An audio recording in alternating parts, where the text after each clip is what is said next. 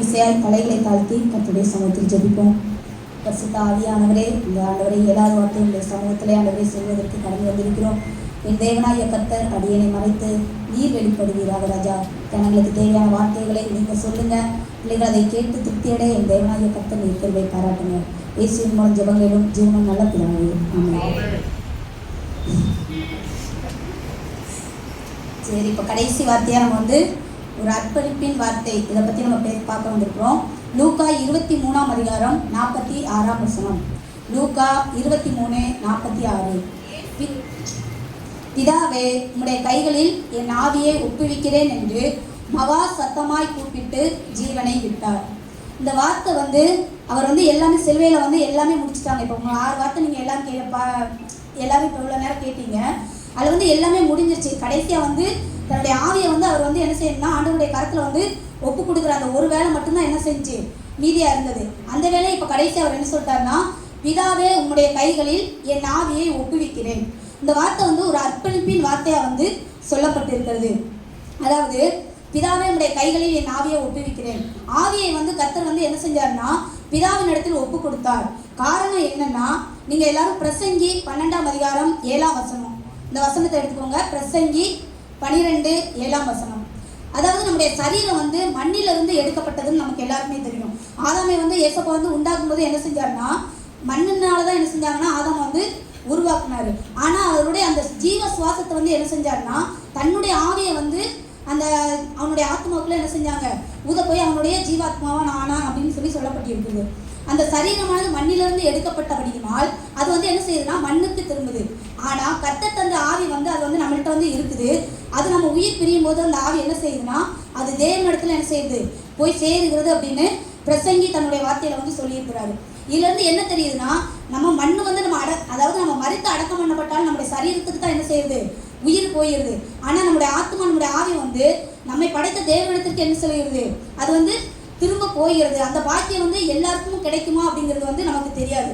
ஏன்னா நம்ம வந்து கர்த்தரை விசுவாசித்து அறிக்கை பண்ணி அவர் ஞானஸ்தானம் எடுத்து அவரோட உடன்படிக்கை செய்து என்ன செஞ்சிருக்கோம்னா ஆண்டவர் வந்து நம்ம ஏற்றுக்கொண்டிருக்கோம். அதனால வந்து நமக்கு தெரியும் நம்ம வந்து ஆவி என்ன செய்யும் நம்ம தேவன்கிட்ட தான் போகும் அப்படிங்கிறது அந்த அறிவு வந்து ஆண்டவர் வந்து நம்ம எல்லாருக்கும் என்ன செஞ்சிருக்காங்க கொடுத்துருக்காங்க. அதனால நம்ம என்ன செய்ய மாட்டோம் பயப்பட மாட்டோம். நம்ம செத்தா என்னப்பா நம்மளோட ஆவி வந்து என்ன செய்யுது பரலோக ராஜ்யத்தில் தேவனோடு வாசம் பண்ணுது அப்படிங்கிற ஒரு நம்பிக்கை வந்து என்ன செய்யுது நம்ம ஒவ்வொருக்குள்ளேயும் இருக்குது. அதாவது இந்த அர்ப்பணிப்பின் வார்த்தை வந்து ஒரு தாழ்மையின் வார்த்தை. அதாவது ஏசப்பா வந்து அதாவது பிதாவான வந்து ஏசப்பாக்கு என்ன செஞ்சிருந்தாருன்னா எல்லா அதிகாரத்தையும் கொடுத்துருந்தாரு.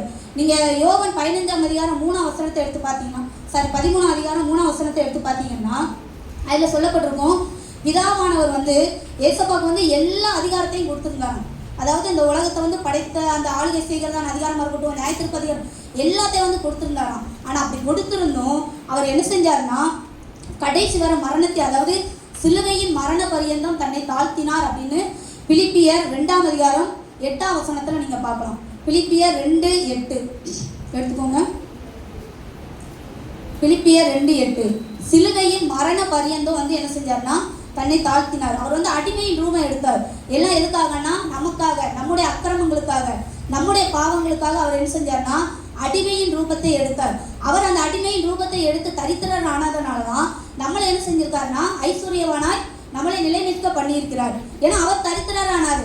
ஏன்னா உன்னோட சாபத்தை என்னோட சாபத்தை அவர் வந்து எடுக்கணும்னு என்ன செய்யணும் அவர் தரித்திரம் மாறினால்தான் நம்முடைய சாபங்களும் அவர் என்ன செய்யும் நம்மளுடைய தரித்திரங்களும் மாறும். அப்படிங்கிறதுனால அவர் என்ன செஞ்சார்னா சிலுவையின் மரண பரியந்தம் வந்து என்ன செஞ்சார்னா தன்னை தாழ்த்தினார் அப்படின்னு சொல்லப்பட்டிருக்குது.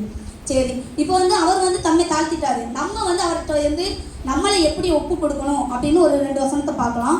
எபேசியர் 5ஆம் அதிகாரம் 27ஆம் வசனம். எபேசியர் 5:27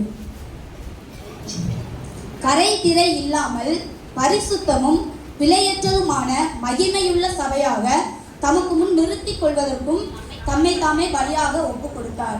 அதாவது அவர் வந்து தன்னுடைய ஜீவனை வந்து பிதா கையில் கொடுக்கும்போது அவர் எப்படி இருந்தார்னா 100% அவர் வந்து பரிசுத்தமாக இருந்தார்.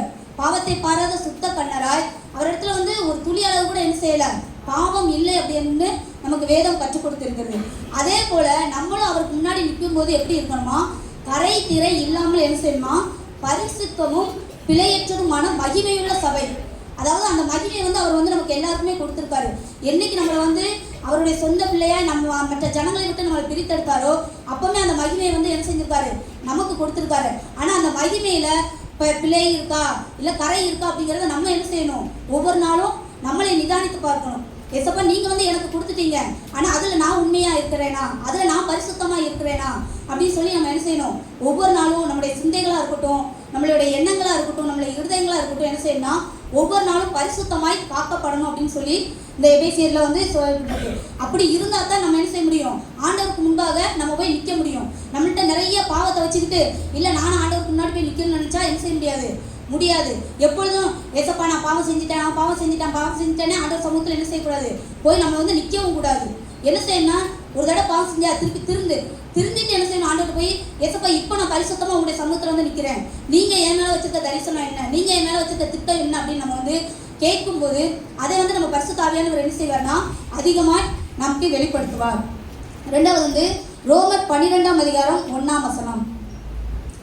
ரோமர் 12ஆம் அதிகாரம் 1ஆம் வசனம்.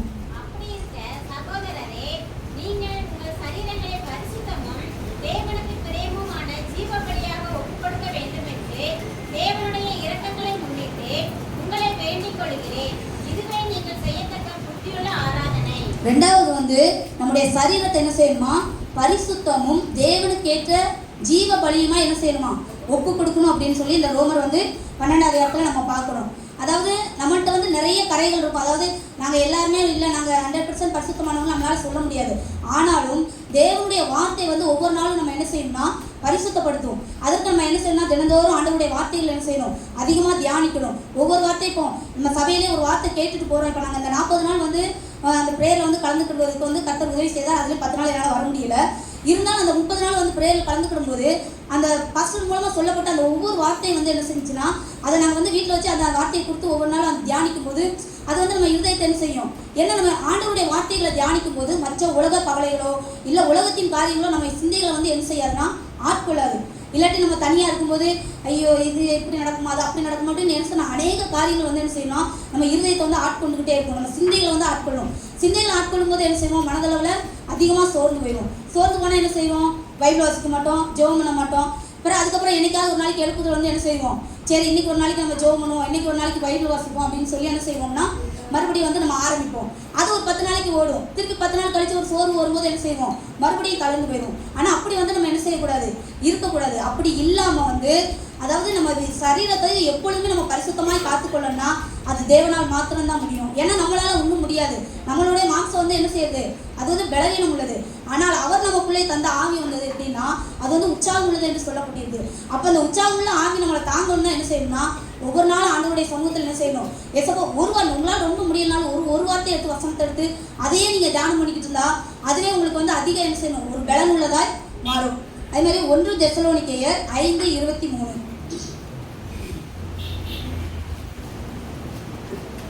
1 தெசலோனிக்கேயர் 5:23. அதாவது இதில் வந்து என்ன சொல்லப்பட்டிருக்குன்னா உங்கள் ஆவி ஆத்மா சரீரமானது கிறிஸ்து வரும்போது என்ன செய்யுமா குற்றமற்றதாய் காக்கப்படணும் அப்படின்னு சொல்லியிருக்கு. இன்னைக்கு வந்து நம்ம புனித வழியை கொண்டாடிக்கிட்டு இருக்கோம். இந்த 2 நாளில் என்ன செய்வோம், ஈஸ்டர் கொண்டாடுறோம். ஆனால் இதெல்லாம் எதுக்கு அடையாளம்னா அவர் மீண்டும் என்ன செய்ய போறாரு, வரப்போகிறார் அப்படிங்கிறத நம்ம நம்ப போய் தான் என்ன செய்கிறோம், இந்த காரியங்களை எல்லாம் நம்ம என்ன செய்கிறோம், அந்தந்த நாட்கள் வந்து அதை வந்து தியானம் பண்ணுறோம். அப்போ ஆண்டவர் வந்து வரும்போது நம்மளுடைய ஆவி ஆத்மா சரீரம் எப்படி இருக்கும்னா குற்றமற்றதா இருக்கணும் அப்படின்னு ஏசப்பா என்ன செய்யிருக்காங்க, இந்த 1 தெசலோனிக்கேயர்ல பவுல் வந்து சொல்லியிருக்காரு. அப்போ அந்த குற்றமற்றதா இருக்கணும்னா என்ன செய்யணும், நம்மளை நாமே கரைப்படுத்தக்கூடாது. ஒவ்வொரு நாளும் என்ன செய்யணும்னா நம்ம நாமே நிதானித்து அறியணும். நிதானித்து அறிந்தாலும் என்ன செய்யணும் பண்ணிட்டோம், நியாயம் தீர்க்க படமாட்டோம்னு. அதாவது நம்ம ஒவ்வொரு நாளும் நம்ம நிதானித்து பார்த்தோம்னா நம்ம பழைய காலங்கள் வந்து நம்மளுடைய பழைய வாழ்க்கைகள் வந்து எப்படி இருந்தாலும் இல்லை நீங்கள் பழைய காலத்தில் வந்து அநேக ஆண்டவருக்கு பிரியமில்லாத காரியங்கள் செஞ்சுருக்கலாம், இல்லை அநேக பாவங்கள் செய்திருக்கலாம். ஆனாலும் நம்ம ஆண்டவருக்குள்ள ஒவ்வொரு நாள் வரும்போது அவர் வந்து என்ன சொல்றாருன்னா இஸ்ரவேலில் வந்து அக்கிரமத்தை நான் வந்து பார்க்க மாட்டேன், அதெல்லாம் நான் மறந்துடுவேன் அப்படின்ட்டாரு. ஏன்னா உங்களுடைய பாவங்களை நம்முடைய பாவங்களை என்ன செஞ்சுட்டாருன்னா அவர் முதுகுக்கு பின்னாலே எரிஞ்சிட்டாரு. அதை வந்து நம்ம திருப்பி போய் யாரும் என்ன செய்ய முடியாது, பார்க்க முடியாது. நம்ம ஒரு இடத்துல வந்து நல்ல மேலவோ வருவோம். அதாவது ஆவிக்குரிய வாழ்க்கையிலே எடுத்துக்கோங்க. ஒரு மேலவோக்கு வரும்போது திடீர்னு சாத்தான் வந்து என்ன சொல்லுவான், ஆமாம் அந்தெல்லாம் இவ்வளோ பாவத்தை செஞ்சுட்டு நீ என்ன அப்படியே இப்போ தான் ஆவிக்குரிய வாழ்க்கையில் முன்னேற மாதிரி பேசிக்கிட்டு இருக்க அப்படின்னு சொல்லி அப்போ தான் தூண்டுவோம். அப்போ நம்ம என்ன செய்வோம், ஐயோ அப்போ நீ பாருங்க. அப்போ வந்து நம்ம அப்படி சோர்வடையக்கூடாது. என் இயேசு வந்து எனக்காக என்ன செஞ்சாரு, பலியானார். என்னுடைய பாவங்களுக்காக, என்னுடைய அக்கிரமங்களுக்காக, என்னுடைய தரித்திரத்தை மாற்ற, என்னுடைய சாபங்களுக்காக அவர் என்ன செஞ்சாரு? பலியாயிட்டார். அவர் என்னுடைய பாவத்தை மன்னிச்சிட்டாரு. நீ என்ன சொல்றது அப்படின்னு சொல்லிட்டு நம்ம என்ன செய்யணும்? சாத்தானை பார்த்து நம்ம எதிர்த்து நிற்கிறவர்களாய் நம்ம வாழணும். இதெல்லாம் ஒரு 3 இது மட்டும்தான். முதல்ல வந்து அவர் வந்து தன்னை பலியாக ஒப்பு கொடுத்தார். 2வது பரிசுத்தமாக என்ன செஞ்சார்னா தம்மை ஒப்பு கொடுத்தார். 3வது பாதுகாப்பாக அவர் தம்மை ஒப்பு கொடுத்தார். கடைசி ஒரே ஒரு வசனம் மட்டும். மீகா 6ஆம் அதிகாரம் 8ஆம் வசனம். மீகா 6ஆம் அதிகாரம் 8ஆம் வசனம். இந்த ஒரு வசனத்தை மட்டும் பார்த்துட்டு முடிச்சிருந்தேன். ஏன்னா எல்லாருமே ரொம்ப பசிக்காரத்தில் இருக்கிறீங்க. மனுஷனே, நன்மை என்னதென்று அவர் உனக்கு அறிவித்திருக்கிறார். நியாயம் செய்து இரக்கத்தை சிநேகித்து உன் தேவனுக்கு முன்பாக மனத்தாழ்மையாய் நடப்பதே அல்லாமல் வேறு எண்ணத்தை கர்த்தர் உனக்கு கேட்கிறார். ஆமா, இந்த வசனத்துல வந்து நீங்க பாத்தீங்கன்னா, மனுஷனே நன்மை இன்னதென்று அவர் உனக்கு அறிவித்திருக்கிறார். அதாவது நம்ம பைபிளை வாசிக்க நமக்கு நன்மை தீமை என்னன்னு நமக்கே தெரியும். அதாவது ஒரு சின்ன ஒரு தப்பு பண்ணா கூட நம்ம மனசாட்சி என்ன சொல்லணும் தெரியுமா? இது தப்பு, இதை நீ செய்யாத, ஆண்டவருக்கு என்ன செய்யாது, பிடிக்காதுன்னு சொல்லும்போது நம்ம என்ன செய்யறோம்? அந்த இடத்துல இருந்து விலகுறோம். அப்படித்தானே? நம்ம கண்டிப்பா அந்த உணர்வு வந்து நம்ம எல்லாருக்குள்ளேயும் அந்த இருக்கும். அப்படிங்கும்போது மனுஷனே நன்மை இன்னதென்று உனக்கு தெரியும், எல்லாமே தெரிஞ்சிருந்தும் அறிவித்திருக்கிறார். ஆனா நியாயம் செய்து நம்ம என்ன செய்யணுமா? இரக்கத்தை சிநேகித்து உன் தேவனுக்கு முன்பாக மனத்தாழ்மையாய் நடப்பதே அல்லாமல் வேற எண்ணத்தை கர்த்தர் உன்னிடத்தில் கேட்கிறார் அப்படின்னு சொல்லி சொல்றாரு. அதாவது நீ இரக்கத்தை வந்து சிநேகி, எல்லா இடத்துலையும் அன்பு பாராட்டு. இப்போ நம்ம சபைக்குள்ளே இருக்கிறோம், ஒருவருக்கொருவர் என்ன செய்யணும்னா அன்பு அதிகமாக பாராட்ட சொல்றாரு. நீ ஒருவருக்கொருவர் அன்பு பாராட்டு, ஒருவர் மேல் ஒருவர் என்ன செய்ய, இரக்கமாயிரு. ஒருத்தர் மேலே என்ன செய்யாத, எரிச்சல் ஆகாத. எதுக்கு எரிச்சல் உனக்கு வரணும்? நீ யார் மேலே எரிச்சப்படாத, ஒருத்தர் மேலே ஒருத்தர் கோபங்களாத. ஒருத்தர் மேலே ஒரு கோபம் இருந்தாலும் நம்ம என்ன செய்யணுமா? அதை போய் சமரசம் பண்ணிக்கோங்க அப்படிங்கிறாரு. அதாவது உன்னுடைய கோபம் என்ன செய்யணும்? தனியட்டும். நீ அவங்கள்ட்ட போய் நீயா கரெஸ்ட் அவங்க தான் வந்து மன்னிப்பு கேட்கணுங்கிறதும் கிடையாது. நம்ம என்ன செய்யணும்? முதல்ல போய் மன்னிப்பு கேட்கறது ஆண்டவர் வந்து அதை வந்து அதிகமாக விரும்புகிறாரு. ஏன்னா அவங்க வந்து நம்ம மன்னிப்பு கேட்கணும். அவங்களே தப்பே பண்ணியிருந்தாலும் நம்ம என்ன செய்யணும்? சரி மன்னிச்சுக்கோங்க, ஏதோ தெரியாமல் நடந்துருச்சு, இவ்வளோ பெரிய பிரச்சனை வந்து நம்ம என்ன செய்யணும்? அந்த இரக்கத்தை வந்து நம்ம சிநேகிக்கணும் அப்படிங்கிறாரு. நம்ம அதிகமாக இரக்கம் சிநேகிக்கும் போது தான் நமக்கு என்ன செய்யும்? அதிகமான இரக்கம் வந்து நமக்கு கிடைக்கணும். அதனால நம்ம என்ன செய்யணும்னா, நம்ம வந்து மனத்தாழ்மையாக ஆண்டவருடைய சமூகத்தில் நம்ம வந்து ஒப்பு கொடுத்து ஜெபிக்கணும். ஒவ்வொரு நாளும் நம்ம வந்து தாழ்மைப்படும் போது, ஏன்னா தாழ்மைப்படுகிறவர்களுக்கு ஏசப்ப என்ன செய்யணும்னா கிருபை அதிகமாக கொடுக்குறாரு. அந்த கிருபை நமக்கு ஒவ்வொரு நாளும் புதுசாக வேணும். ஏன்னா அதிகமான கிருபை நமக்கு வரும்போது தான் கர்த்தர் இன்னும் அதிகமான கிருபைகளை வந்து நமக்கு கொடுக்க அவருடைய தரிசனத்துக்கு நேராக, அவருடைய திட்டங்களுக்கு நேராக ஓடுவதற்கு அது நமக்கு என்ன செய்யணும்னா மிகுந்த பலனை கொடுக்கும். கர்த்தர் நம்முடைய வசனத்தை ஆசீர்வதிப்பாராக. ஒரு நிமிஷம் தலைகளை தாழ்த்தி ஜெபிப்போம். பரிசுத்தாவியானவரே, நாங்கள் நன்றியோடு துதிக்கிறோம், ஸ்தோத்திரிக்கிறோம். என் தேவனாகிய கர்த்தாவே, இந்த வார்த்தையை கேட்பதற்கு என் தேவனாகிய கர்த்தர் எங்களுக்கு கிருபை பாராட்டினீர். அதற்காக நன்றியோடு துதிக்கிறோம்.